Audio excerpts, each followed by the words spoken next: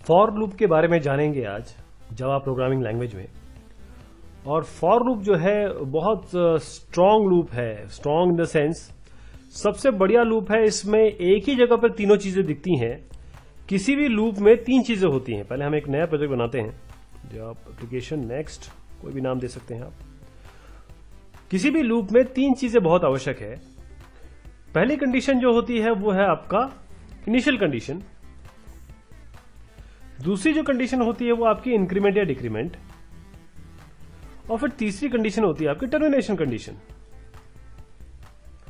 तो ये तीनों जो कंडीशन है, जैसे अगर आप वाइल लूप की बात करेंगे, डू वाइल की बात करेंगे, तो लूप के अंदर क्या है आपका इंक्रीमेंट डिक्रीमेंट। लूप के पहले आपको इनिशियलाइज करना पड़ता है, और जो लूप है उसमें राउंड ब्रैकेट में आप देते हैं कोई चेकिंग कंडीशन, वेरिफिकेशन कंडीशन, जो आपका टर्मिनेशन कंडीशन जो हम यहां पर कह रहे हैं। अब ये तीनों अलग अलग जगह होती हैं, लेकिन फॉर लूप में क्या है, सारी की सारी चीजें एक ही जगह दिखती हैं। मतलब यूजर को कहीं भी इधर उधर नहीं जाना पड़ता, ऊपर नीचे प्रोग्राम में सामने के सामने उसको तीनों कंडीशन दिखती है। वहां पर उसको फेरबदल करना पड़ता है अपने हिसाब से, और फॉर के हिसाब से लूप चल जाता है। तो मैं इसको एग्जाम्पल के तौर पर समझाता हूं आपको। सबसे पहले देखते हैं कि इसको लिखते कैसे हैं। फॉर लूप को इस तरीके से लिखेंगे, फॉर लिखना है हमें, और उसके बाद यहां पर हम इनिशियल कंडीशन देंगे। तो मैं क्या करता हूं, बहुत एक छोटा सा एग्जांपल ले लेते हैं।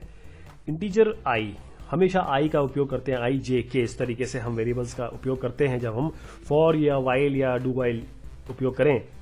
जब भी इस लूप का इस्तेमाल करें हम आई जे के लेते हैं। ये एक तरीके से क्या कहते हैं, ट्रिवियल है, यानी कि कस्टमरी है कि इसको यूज किया जाता है। यहां पर देखिए आप, मैं यहां सबसे पहले दूंगा इनिशियल कंडीशन। कैसे, i इक्वल टू से 1। इसके बाद जो दूसरी कंडीशन आएगी वो मैं यहां लिखता हूं, वो है i। मान लीजिए मैं इसको 5 तक चलाना चाहता हूं, 5 बार इस लूप को चलाना चाहता हूं। हां, सबसे बड़ी बात कि लूपिंग हम यूज करते क्यों हैं, कारण क्या है लूपिंग का यूज करने का। लूप इसलिए यूज करते हैं कि हमें एक कुछ इंस्ट्रक्शंस हैं वो एक से ज्यादा बार चलाने हैं। मान लीजिए 1 लाख बार चलाने हैं, तो आप क्या करेंगे, 1 लाख बार उसे लिखेंगे तो है नहीं। तो इसलिए लूप कंस्ट्रक्टर जो आपकी लाइफ को इजी बना देता है। आप क्या करते हैं कि 4-8 बार उसको चला सकते हैं बगैर लिखे हुए, और किसी कंडीशन पे आप बाहर आ सकते हैं। कभी भी आप जो भी टर्मिनेशन कंडीशन देंगे उसमें बाहर आ जाएंगे। इसलिए लूपिंग कंस्ट्रक्टर यूज होता है। और लूपिंग कंस्ट्रक्ट जो है उसमें वाइल, डू वाइल, फॉर सबसे जो होता है क्लीन और स्लीक है, देखिएगा आप अभी। तो i इक्वल टू 1 ये हमारी इनिशियल कंडीशन हो गई, जैसे मैंने आपको ऊपर बताया था। ये टर्मिनेशन कंडीशन हो गई कि 5 तक चलेगा। और तीसरी कंडीशन जो है आपकी वो i प्लस प्लस या i माइनस माइनस, जो भी आप यूज करना चाहेंगे। i प्लस प्लस जो है वो इंक्रीमेंट ऑपरेटर है, जो वैल्यू को 1 से बढ़ाता है, +1 करता है। अब इनको हम विभक्त कैसे करेंगे, सेमीकोलन से। हम यहां सेमीकोलन लगा देंगे। इस सेमीकोलन से पता चलेगा कि ये तीनों अलग अलग है। तो जावा ने इसको एक इंस्ट्रक्शन माना है, इसको एक इंस्ट्रक्शन माना है, इसको एक इंस्ट्रक्शन माना है, और ये सारी की सारी 4 में लूप दी। तो ये कंस्ट्रक्टर जो बनाया है, जो कंस्ट्रक्ट बनाया सॉरी, वो इतना अच्छा कंस्ट्रक्ट है कि यदि आपको एक लाइन चलानी है, अच्छा इसके आगे कोई सेमीकोलन नहीं लगेगा, यहां पर ध्यान दीजिएगा, no semicolon will be there. अगर आपको एक लाइन या एक स्टेटमेंट एग्जीक्यूट कराना है तो आपको कोई भी चीज को ब्रेसेस में नहीं देना होगा। आप यहां पर वो लाइन लिख दीजिए, इस तरीके से लिख दीजिए और काम हो जाएगा। जैसे मैं भी आपको शो करके दिखाता हूं। मान लीजिए हमको केवल आई प्रिंट कराना है 5 तक, तो हम क्या करेंगे, एसओपी कर लेते हैं आप system.out.println, और उसमें हम केवल क्या करेंगे कि आई को प्रिंट कराएंगे। यहां पर लीजिए, और यहां आई इज इक्वल टू, बंद करिए, प्लस आई। देखिए साहब, मैंने फॉर के बाद कोई भी ब्रेस नहीं दिया है, कोई भी कर्ली ब्रैकेट नहीं दिया है, क्योंकि मैं केवल एक लाइन एग्जीक्यूट कराना चाहता हूं। तो ये इनिशियल कंडीशन क्या हो गई, i is equal to 1, i less than equal to 5 तक जाएगा, या मतलब 5 तक चलेगा, आई प्लस प्लस। अच्छा, अगर आप इससे भी बचना चाहते हैं, क्योंकि प्रोग्राम जब बहुत बड़ा होता है ना, तो आप बहुत ऊपर कोई चीज इनिशियलाइज नहीं कर सकते, आप वहां पर भी इनिशियलाइज कर सकते हैं। तो मैं इसको हटा देता हूं। देखिए बहुत अच्छा तरीका है, आप लूप के अंदर भी कर सकते हैं। इससे शानदार चीज और क्या होगी, आप लूप के अंदर भी इनिशियलाइज कर सकते हैं। अब इसे हम रन कराते हैं। आप देखें साहब, 1 2 3 4 5 5 बार ये चल गया, और आपको कितना क्लीन एक लूपिंग सिस्टम मिला, जिससे आप एक एग्जीक्यूट करवा रहे हैं एक लाइन को 5 बार, बगैर 5 बार लिखे हुए। थोड़ा सा इसे और आगे बढ़ते हैं। अब हम एक से ज्यादा लाइन यूज करेंगे। आप क्या करेंगे, हम ये जो आई है इसको प्लस करके दिखाएंगे, मतलब आई जो भी वैल्यू आई की बढ़ रही है, जैसे 1, फिर 1 के बाद 2 हुई, 2 के बाद 3 हुई, 5 तक गई ना, 1 + 2 + 3 + 4 + 5 ऐसे करके दिखा देंगे, सबका एडिशन दिखाएंगे। तो वो कैसे होगा, उसके लिए हमें इनको लेना पड़ेगा अपने ब्रेसेस में।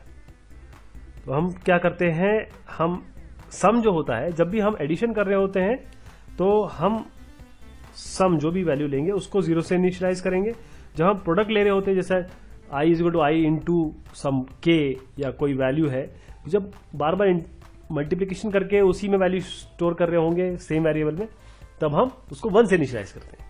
ध्यान दीजिएगा, सम को 0 से और कोई प्रोडक्ट है उसको 1 से। अगर हमें बार बार उस सम को वेरिएट करना है, जैसे अभी आप समझेंगे, ऐसी प्रोडक्ट को जब वेरिएट करेंगे तो 1 देंगे। कैसे, अभी देखिएगा। मैं यहां पर लिखता हूं सम = सम प्लस i, यानी कि पहली बार सम क्या है 0 और ये 1 जुड़ जाएगा इसमें, तो 0 + 1, फिर ये सम में स्टोर हो रहा है ना, मतलब बार बार सम जो है अपग्रेड हो रहा है लेटेस्ट वैल्यू से। इसीलिए मैं कह रहा हूं यहां 0 देंगे। अगर मान लीजिए मैं यहां पर इनटू कर रहा होता और यहां प्रोडक्ट होता, सम की जगह में प्रोडक्ट लिख रहा होता, तो आप ये सम को 0 नहीं 1 करते।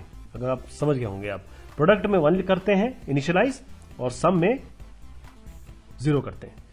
तो सम = सम प्लस i, बार बार ये ऐड होगा और फाइनली हम क्या करेंगे, इस सम को यूजर को दिखा देंगे कि भाई आपका सम जो है इन वैल्यूज का ऐसा हुआ है।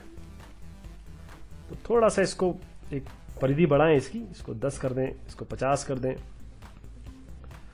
और i = i + 10 कर देते हैं इसको, i = i + 10। अब 10 से बढ़ेगा ये, ठीक है। ये हमारा हो गया। अब यहां पर i तो हमारा, देखिए i यहां पर एरर दे रहा है ये, क्योंकि i तो इस फॉर लूप के लिए है। तो हम यहां पर सम, वैसे भी सम हम कराने वाले हैं प्रिंट को। तो आप देखिएगा, इसमें मैंने 2 चीजें चेंज की हैं। सबसे पहले तो मैं i यहां पर कहीं भी नहीं है, i को इंक्रीमेंट भी नहीं कराया गया है, i को यहां इंक्रीमेंट कराया गया है और सम लिया गया है, इसमें सम आया है इसमें।